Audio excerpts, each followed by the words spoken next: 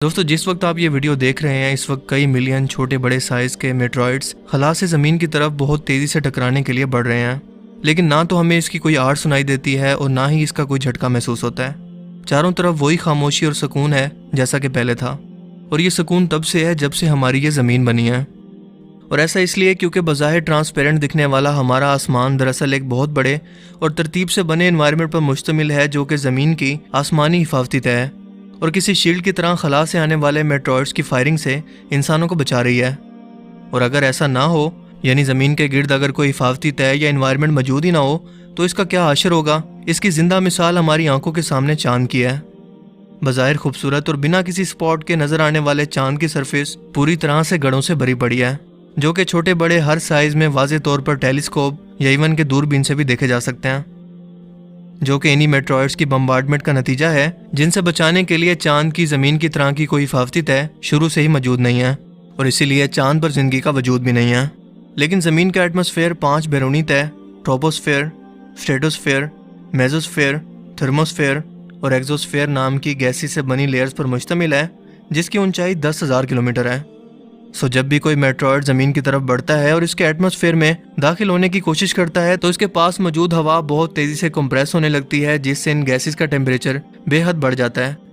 इतना ज़्यादा बढ़ जाता है कि ये मेट्रॉइड आग पकड़ लेते हैं, यहाँ तक कि खला में ही जलकर भस्म हो जाते हैं। इनका नामो निशान तक बाकी नहीं रहता और इस तरह से ज़मीन पर ज़िंदगी फलती फूलती रहती है। एक लम्हे के लिए इमेजिन करें कि अगर ऐसा ना हो और मेट्रॉइड हर लम्हे ज़मीन को हिट करते रहें तो इंसान तो दूर की बात बल्कि किसी बिल्डिंग या स्ट्रक्चर और इवन के फसलों का भी ज़मीन पर मौजूद रहना मुमकिन नहीं होगा। हर तरफ तबाही के आसार होंगे। ज़मीन का एटमॉस्फेयर सूरज से आने वाली ख़तरनाक शुआओं को फिल्टर करने का काम भी करता है, जिसे ओजोन लेयर कहते हैं। ये ख़तरनाक शुआएं इंसानों में कैंसर, अंधेपन और दूसरी स्किन की बीमारियों की वजह बन सकती हैं। लिहाजा ये सिर्फ फ़ायदेमंद लाइट्स को ही ज़मीन तक पहुँचने देता है, जो इंसानों और दूसरे जानदारों मसलन पौधों और जानवरों के ज़िंदा रहने के लिए इंतहाई ज़रूरी हैं। मसलन visible light, near ultraviolet light, radio waves, ये तमाम शुआएं पौधों के फोटोसिंथेसिस और दूसरे जानवरों के ज़िंदा रहने के लिए इंतहाई अहम है। जबकि नुकसानदेह अल्ट्रा वायलेट रेव्स जो कि सूरज हर लम्हा ज़मीन की तरफ शिद्दत से भेज रहा है, इसे ओजोन लेयर हर वक्त फ़िल्टर करती रहती है, जिसे इंसान ग्लोबल वार्मिंग के ज़रिए आहिस्ता आहिस्ता ख़राब कर रहे हैं। और आज इस ओजोन लेयर के अंदर बर-ए-आज़म अंटार्कटिका के साइज़ के जितना बड़ा सुराख हो चुका है। यही नहीं बल्कि क्या आपको मालूम है कि खला में अप्रॉक्सीमेटली टेम्परेचर -270 डिग्री सेल्सियस तक होता है, और इस कदर शदीद ठंड से ज़मीन को इसका एनवायरनमेंट सूरज से आने वाली रोशनी को जज्ब करके और इसे गर्म करके बचाता है। अगर ऐसा ना हो तो सूरज की रोशनी रिफ्लेक्ट होकर वापस खला के अंदर चली जाए और ज़मीन एक बड़े बर्फ़ के ग्लेशियर के अंदर बदल जाए। लेकिन इस कदर ख़तरनाक ठंड से ज़मीन का परफेक्ट एनवायरनमेंट और इसका एटमॉस्फेयर इसे बचाता है।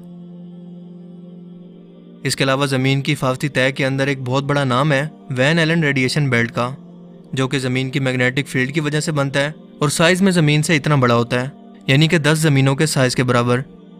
और एक शील्ड की तरह सूरज और दूसरे सितारों से आने वाली ख़तरनाक रेडिएशन से ना सिर्फ हम इंसानों को बचाता है, बल्कि इस कदर ख़तरनाक है कि लम्हों में इंसानी ज़िंदगी को तबाह कर सकता है। ये रेडिएशन इस कदर ख़तरनाक है कि लम्हों में इंसानी ज़िंदगी को सफ़ाई-हफ्ती से मिटा सकती हैं।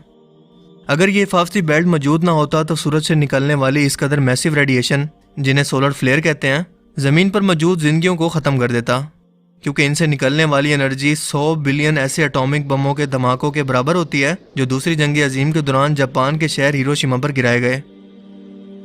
ज़मीन के अलावा हमारे पूरे सोलर सिस्टम के अंदर मरकरी एक ऐसा वाहिद सितारा है जिसके गिर्द ज़मीन की तरह का मैग्नेटिक फील्ड मौजूद है। इसका मैग्नेटिक फील्ड 100 गुना ज़्यादा कमज़ोर है।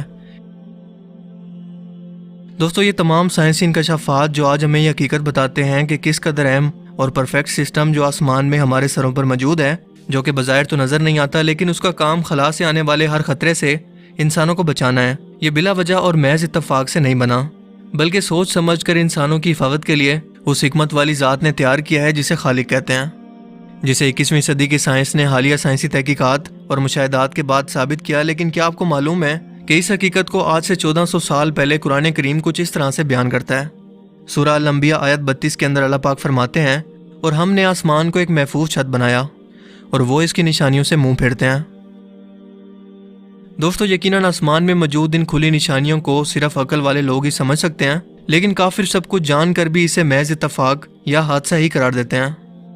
قرآن کریم میں آج سے 1400 سال پہلے جب عرب کے سراغ کے اندر کسی بھی شخص کو ایسٹرولوجی یا کاسمولوجی کا کوئی علم ہی نہیں تھا، یہ حقائق اللہ کے رسول صلی اللہ علیہ وآلہ وسلم کو کس نے بیان کیا ہے؟ یقیناً اسی خالق نے، جو یہ ثابت کرتا ہے کہ قرآن کریم کسی شخص کے الفاظ نہیں بلکہ یہ اللہ کا کلام ہے۔ اور اسی لیے انسانوں کی اس کھوج سے پہلے ہی اللہ تعالیٰ نے قرآن کریم میں ان حقائق کو نشانیوں کے طور پر بیان فرما دیا، لیکن آج بھی لوگ ان نشانیوں کو کھلے عام اپنی آنکھوں سے دیکھنے کے باوجود بھی محض اتفاق قرار دیتے ہیں۔ اور اسی لیے آسمان کو ایک محفوظ چھت بنانے کی بات کرنے کے بعد اللہ پاک فرماتے ہیں کہ کافر اس کی نشانیوں سے منہ پھیرتے ہیں۔ مجھے امید ہے کہ آج کی اس ویڈیو سے آپ کو کچھ نیا جاننے کو ملا ہوگا اور آج کا یہ ویڈیو آپ کو پسند آیا ہوگا۔ اگر یہ ویڈیو آپ کو اچھا لگا تو اسے لائک کیجئے اور دوستوں کے ساتھ بھی اسے ضرور شیئر کریں۔ اب میں ملوں گا آپ سے ایک نئی انٹرسٹنگ ویڈیو میں، تب تک کے لیے اپنا بہت سا خیال رکھیے گا۔ Thanks for watching this video. اللہ حافظ۔